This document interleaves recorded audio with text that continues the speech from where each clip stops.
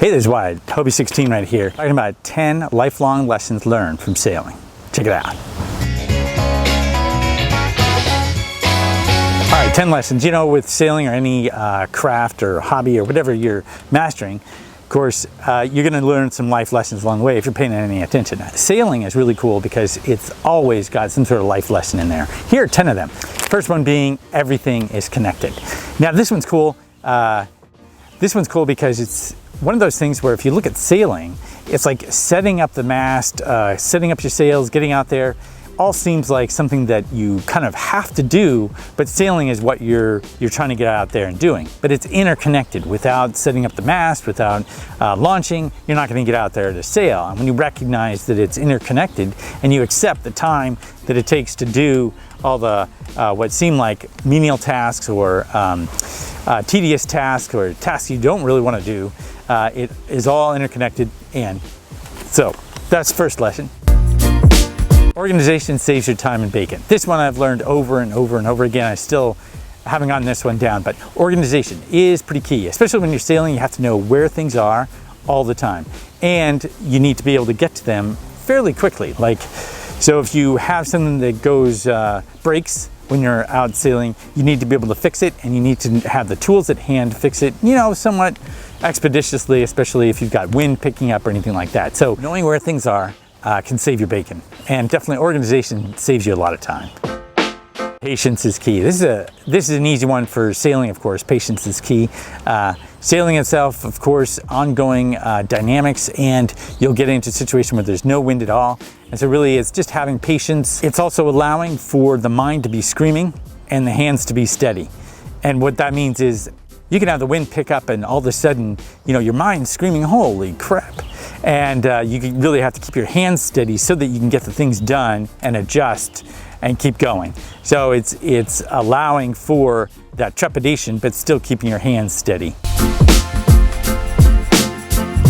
Minimalism means you have more time to focus and increase stability. The more choices you have, for example, let's say you have a choice to go out on this or something else, the less time you have dedicated to each particular boat. The less time you have to dedicate to one boat, the less skill you'll have with that particular boat. So the less skill you have with a particular choice, you know, you can get much better on one boat than you can using different boats. Checklists are critical. This one's big. Anytime you're going out, if you have a checklist and you go through and make sure you have things tightened or you have certain ropes a different way, having rigging set up in a particular way, those are all key, and you need a checklist so you don't forget. Nothing is worse than getting out on the water and realizing you should have tightened that rope when you were on shore. Having systems in place. This one's one of those where if something happens, if this, then that. It's if you have wind pickup, you need to know exactly what you're going to do. If you're going to be taking down the jib, or if you're going to be reefing your sail, you have to know ahead of time, okay, if the wind gets to this point, this is what I do, and this is how I do it, and it's practiced. So you're not sitting out there trying to deliberate, should I or shouldn't I? You just go and you do it. So having systems in place so that when one thing happens, it automatically kicks in something else without too much deliberation. That one's key. Making tasks simple so they're more likely to happen. The longer it takes to, of course, launch something, the less likely you are to go sail. So the more complicated systems get, in general, the less likely you are to do them. So if you have something that takes a couple hours to rig and launch, you're less likely to go out. Now, of course, getting systems in place so it doesn't take that long, that's key, but it's making tasks simple so they're more likely to happen. If it only takes you 15 minutes to kind of get down there and launch, you're more likely to go sailing than if it takes 2 hours. Comparison, this is a big one.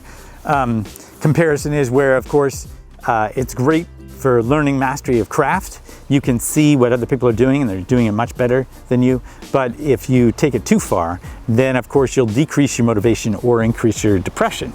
And so that comparison tool is one that helps leverage mastery of craft, mastery of skill a bit further, because you can always watch and learn. But if you let it sink you down and think that, okay, well, I'm not as good as they are, I'm not as good at sailing, so I might as well not even bother, that's ridiculous. And you should just go with where you're at. Fundamentals should always be practiced and fine-tuned. I love this one. It's the whole idea of the basketball player doing layups and free throws.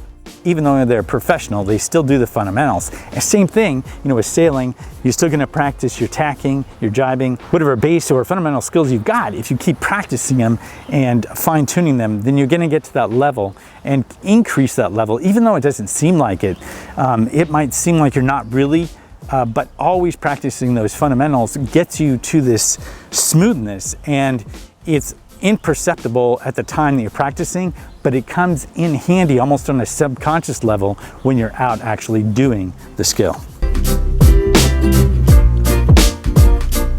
Love this one, last one of the 10 life skills learned from sailing. It's to do with there's always something to learn even when you're not sailing. So even when you're not doing the craft that you're out there wanting to do, you'll always be able to learn either through visionary aspects. If you look at some professional sports athletes, they use mind visualizations to increase their skill, and scientific studies show that this actually increases your ability to do something.